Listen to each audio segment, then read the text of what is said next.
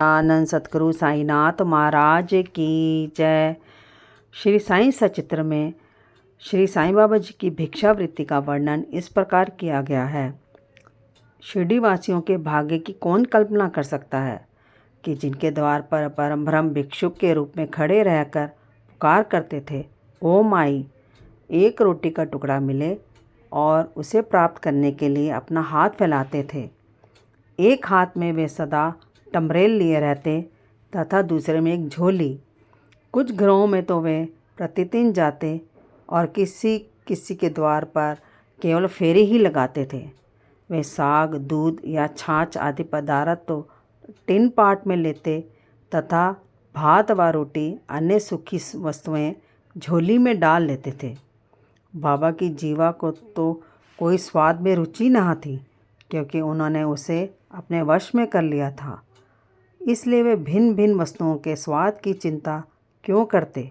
जो कुछ भी भिक्षा में उन्हें मिल जाता वह उसे मिश्रित कर संतोषपूर्वक ग्रहण करते थे।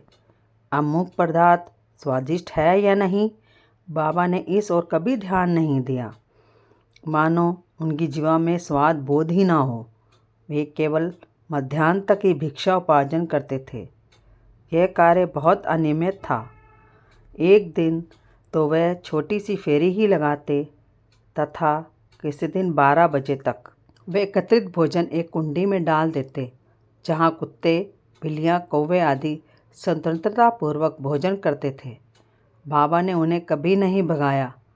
एक स्त्री भी जो मस्जिद में झाड़ू लगाया करती थी, रोटी के 10-12 टुकड़े उठाकर अपने घर ले जाती थी, परंतु किसी ने कभी उसे नहीं रोका।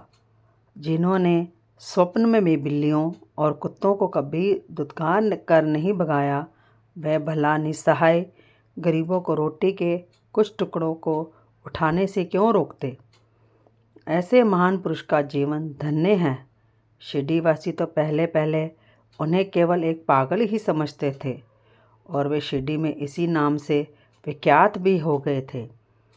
जो कुछ भिक्षा के टुकड़ों पर निर्वाह करता हो, भला उसका कोई आदर कैसे करता। परंतु यह तो उदार हृदय, त्यागी और धर्मात्मा थे। यद्यपि वे बाहर से चंचल और अशांत प्रतीत होते थे, परंतु अंतःकरण से दृढ़ और गंभीर थे। उनका मार्ग गहन और गूढ़ था। फिर भी ग्राम में कुछ ऐसे श्रद्धावान और सौभाग्यशाली व्यक्ति थे जिन्होंने उन्हें पहचानकर एक महान पुरुष माना। बोल में सच्चिदानंद सतगुरु साईनाथ महाराज की।